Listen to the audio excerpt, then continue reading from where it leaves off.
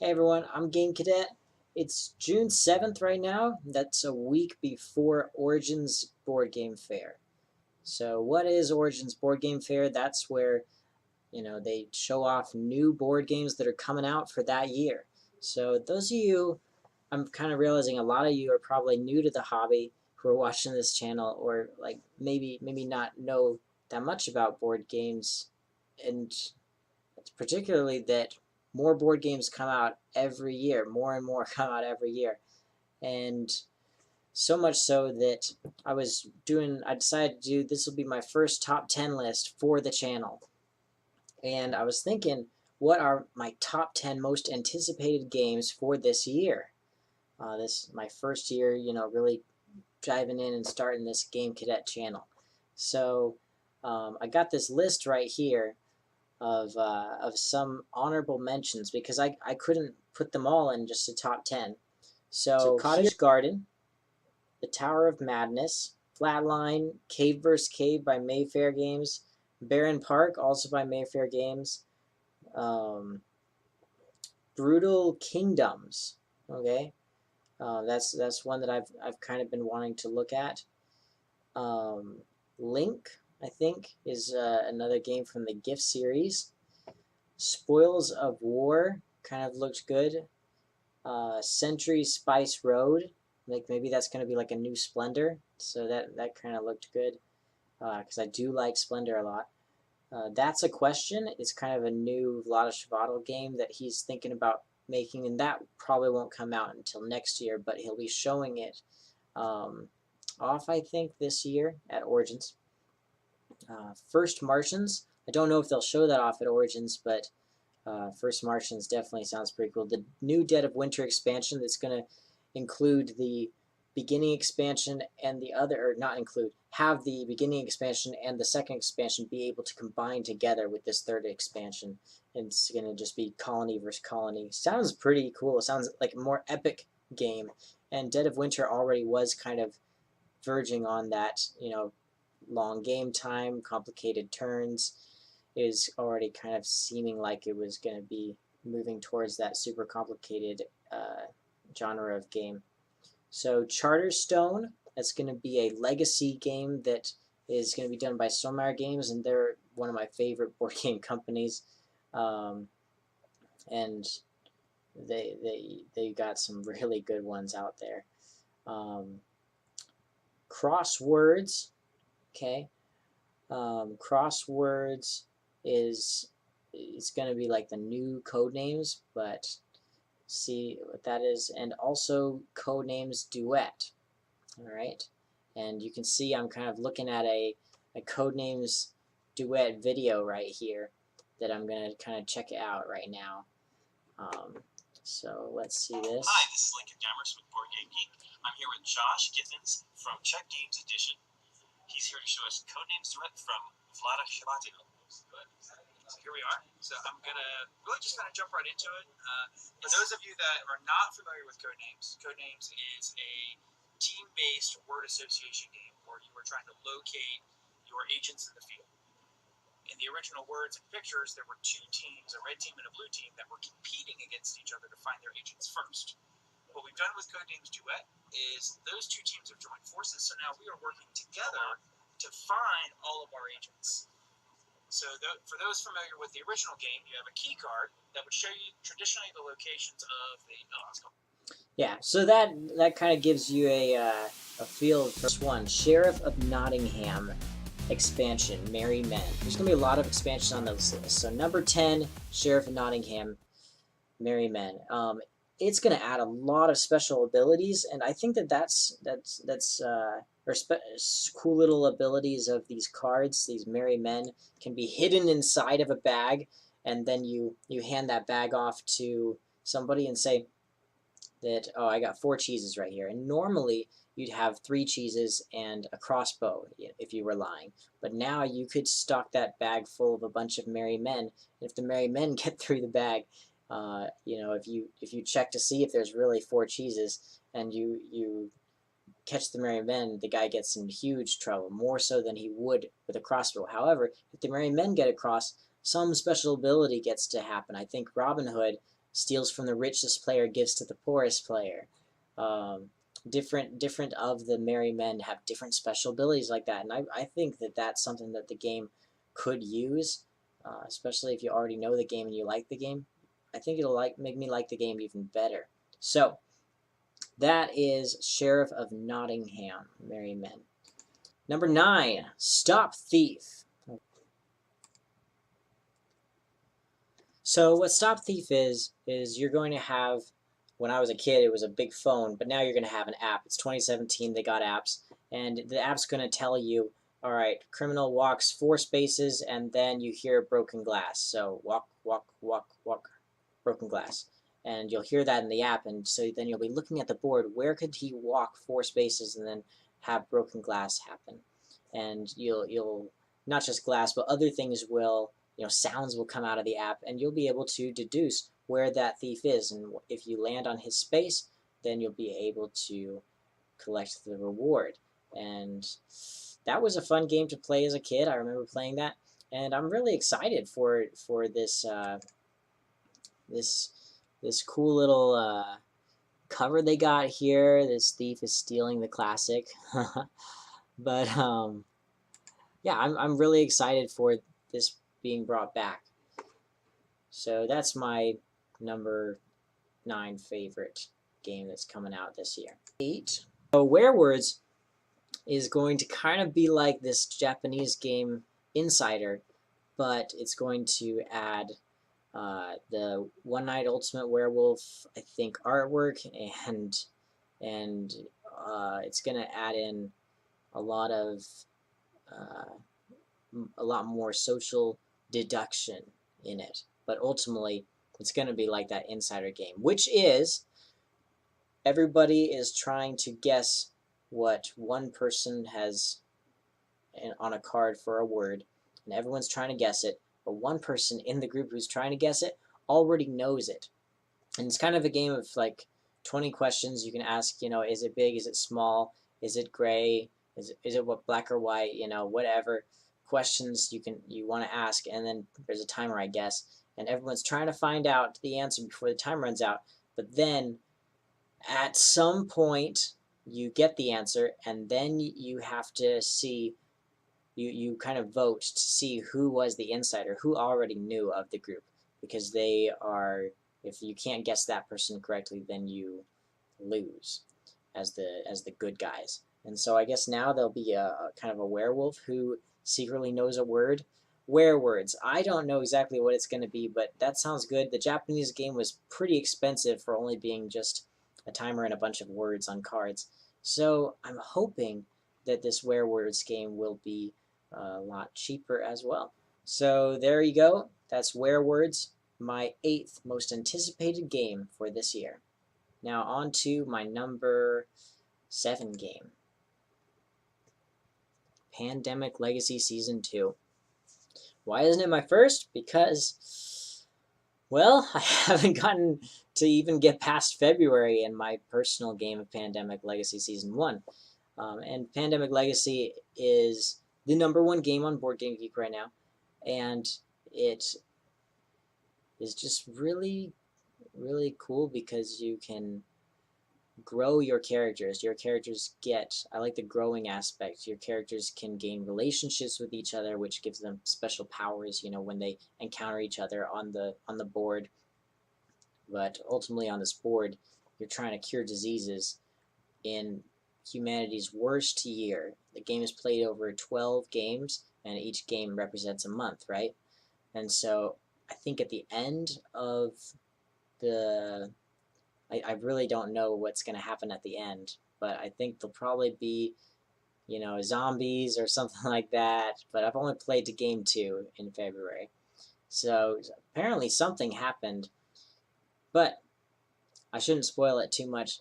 The game has little boxes that you open up on each game month. You play the game 12 times, and finally at the end you win.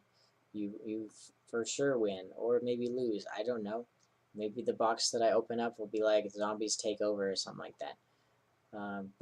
So that'll be Pandemic Legacy. My number 6 game that I'm excited about is Fog of Love. And right here, I'm going to show you the movie of it.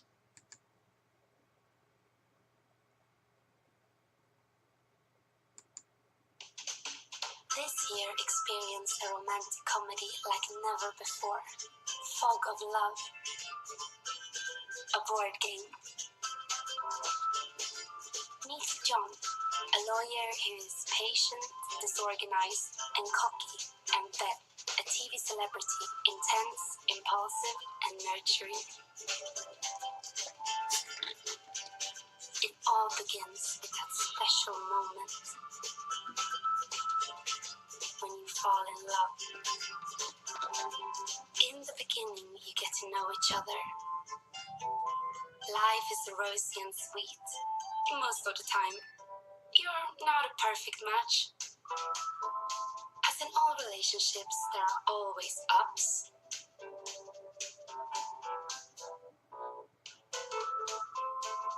and downs. And when you think nothing can go wrong, it does. What will happen next depends on your individual choices, changes in your personality, and thoughtful compromises. John and Beth's destinies are decided by the cards you pick and the choices you make. Create memorable characters and pursue a happy ending. In Fog of Love, the story is up to you.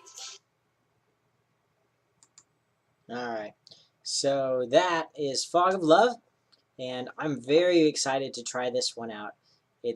I don't know of any other board game that's really come out where they've actually made that their theme, to have a romantic comedy be the backdrop of their game.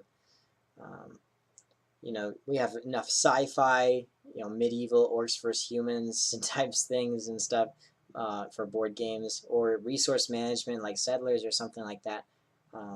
But this one is about, you've got your personality and the other player's got their personality, and you've got to come up with a way to work together so that you can both win, just like a relationship.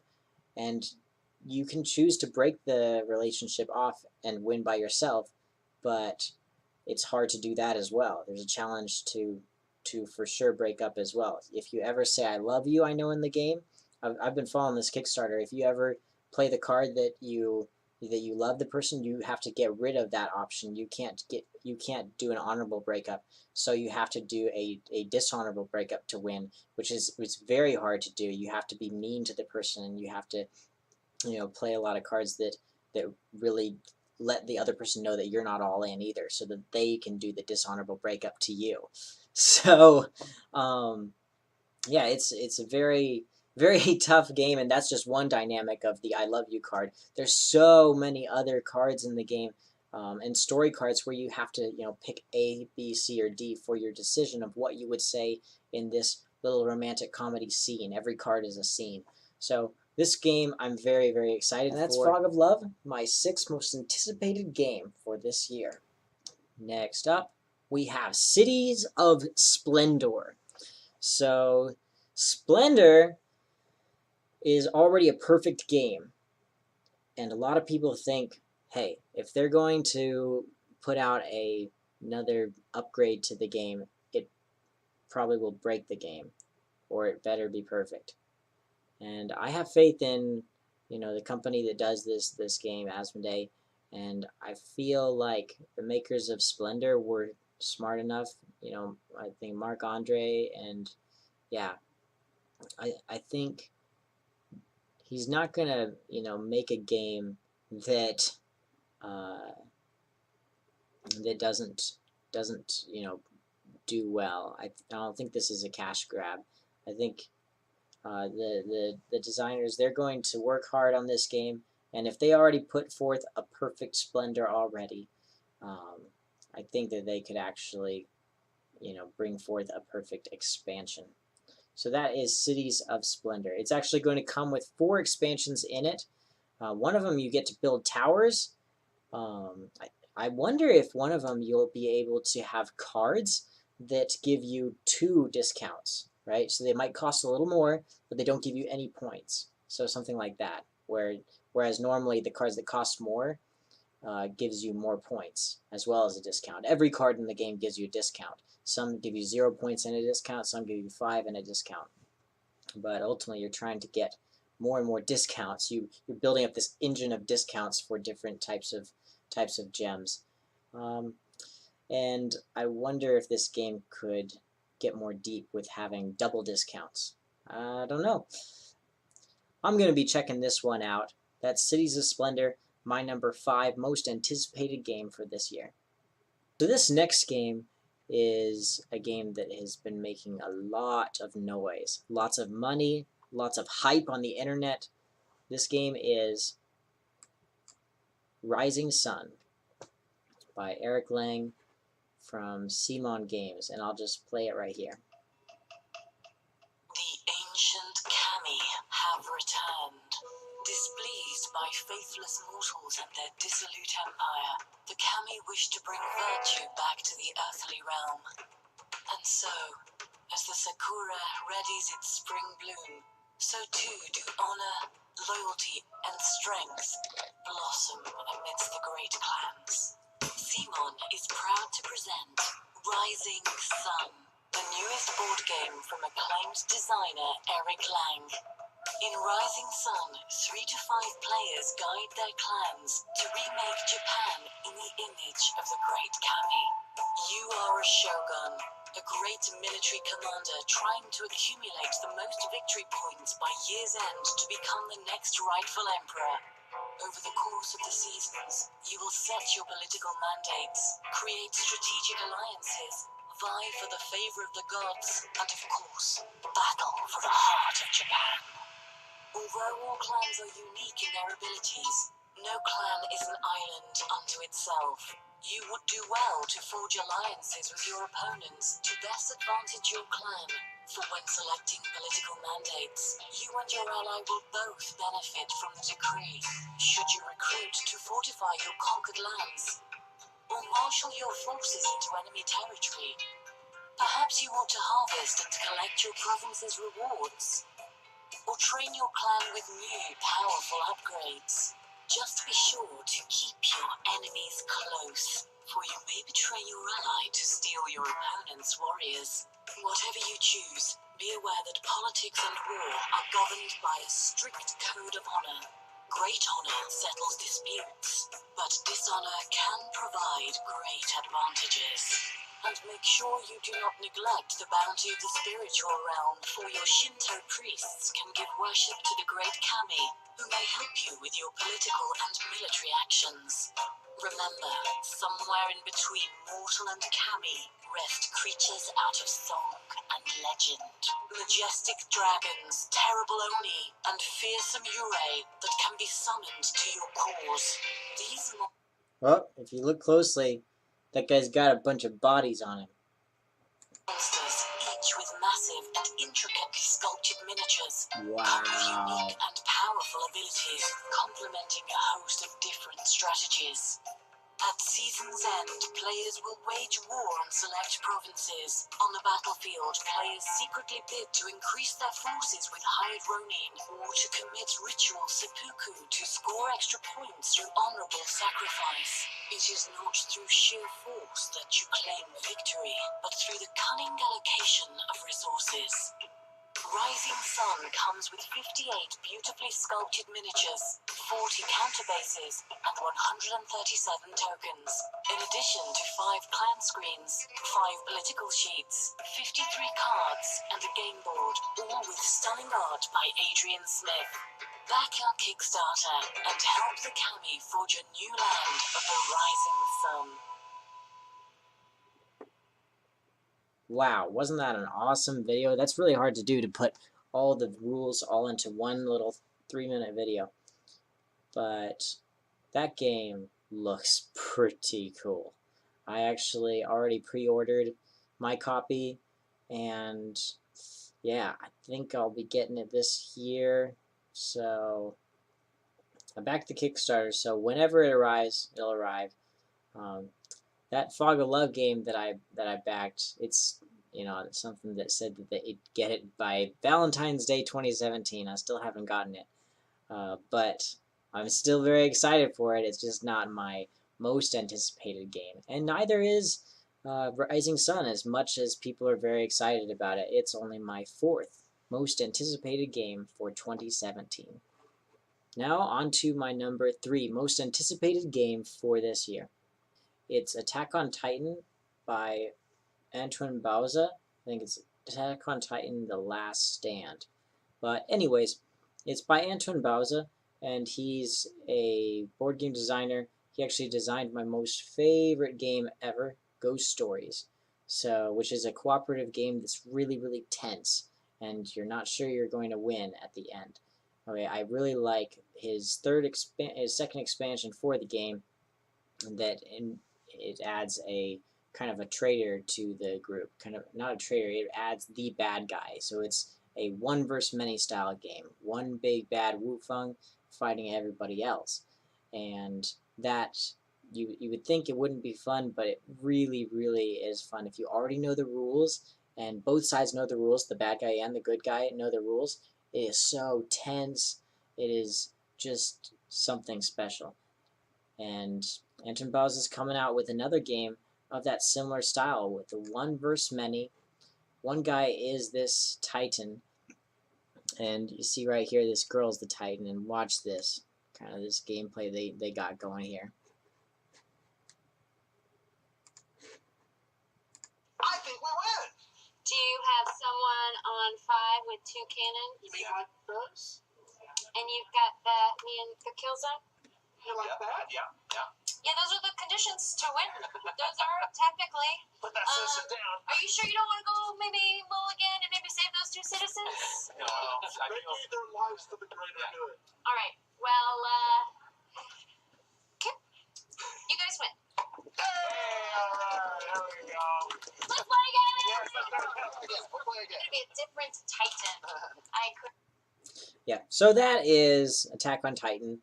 You see like all the different things they got there. They got everything's 3-dimensional about it, which is really, really cool. That's something that I added to Ghost Stories, my favorite game. I added 3-dimensional columns so that the underworld piece where Wufeng resides could actually be below the surface where the ghosts are attacking the village. And in this game, they're kind of doing a 3-dimensional thing as well. I really, really hope that this game is fun. Is more than fun. I hope that it rivals Ghost Stories. This game could be my number 1 favorite game. Who knows? Maybe it replaces Ghost Stories. I don't think it will, though. We'll see what ends up happening in the end. But from what it looks, the components look great. Everything looks pretty stellar here. So that's my number 3 most anticipated game for 2017. And if it doesn't make it in 2017, when it comes, I'll be ready for it. Now on to my number 2 most anticipated game for 2017. That is Deception: Murder in Hong Kong's expansion. Okay, there's a lot of expansions on this list.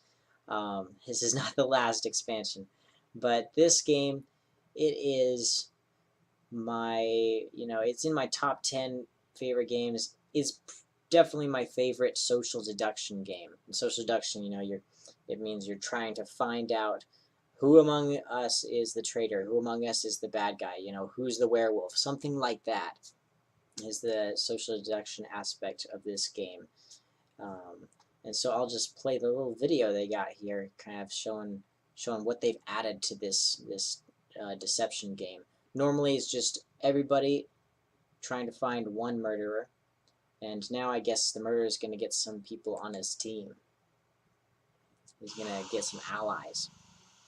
So that's why the expansion's Undercover Allies. It started with a murder. And then another.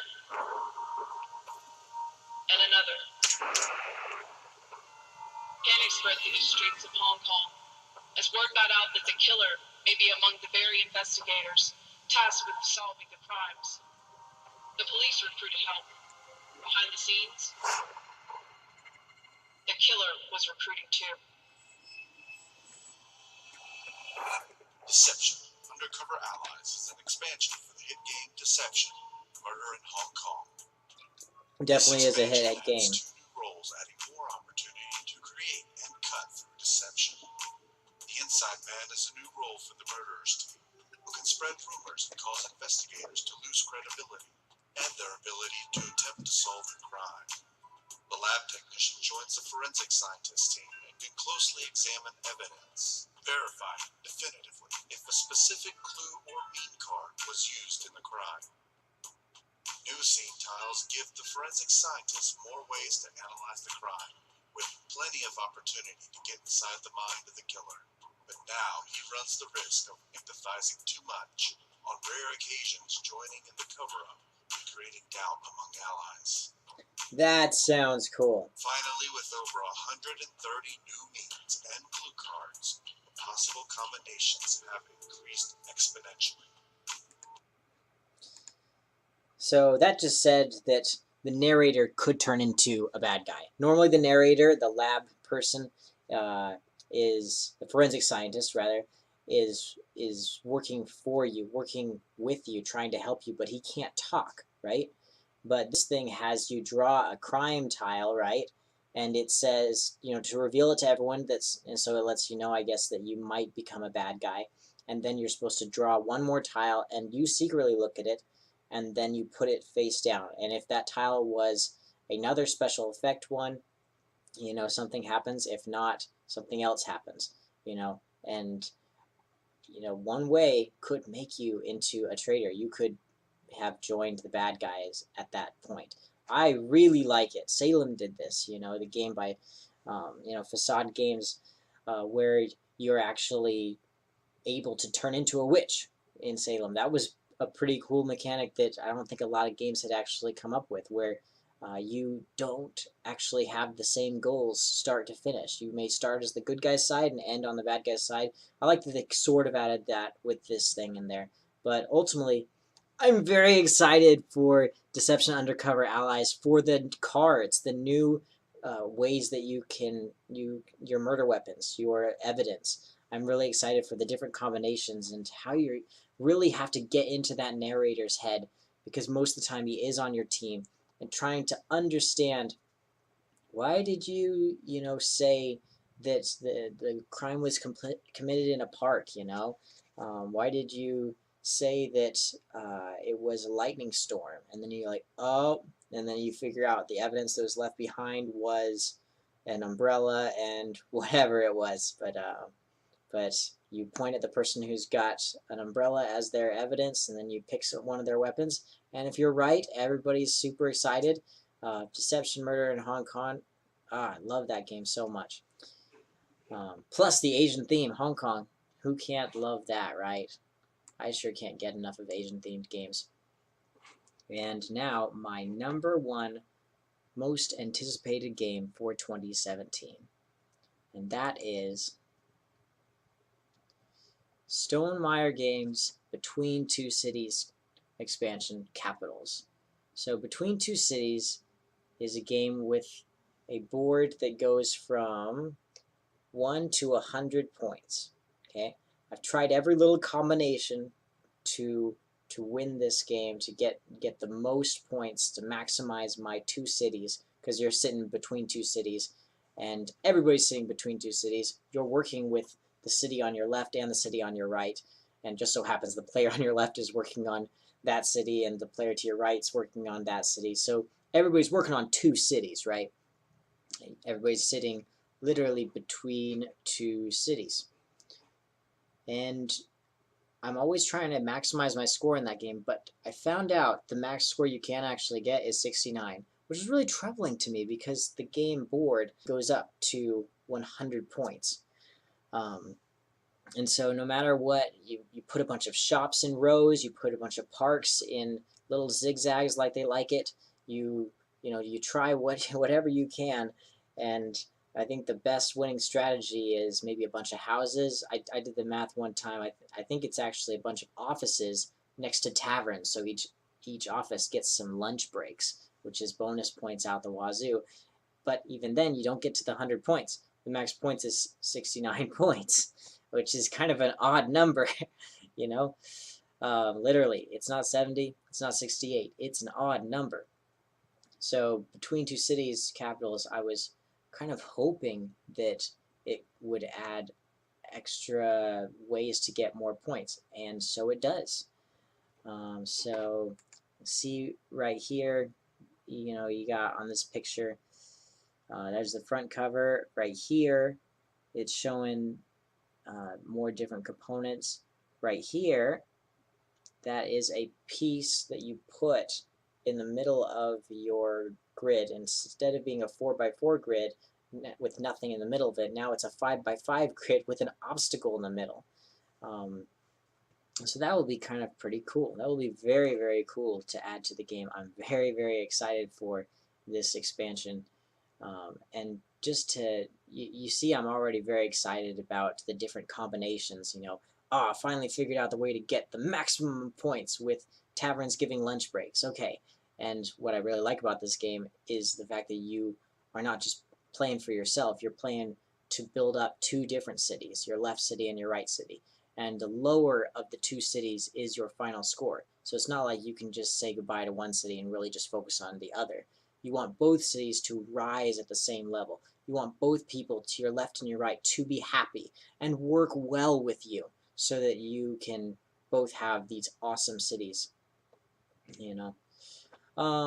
So the game is pretty simple, and looks like they're not changing the playing time, 30 to 35 minutes.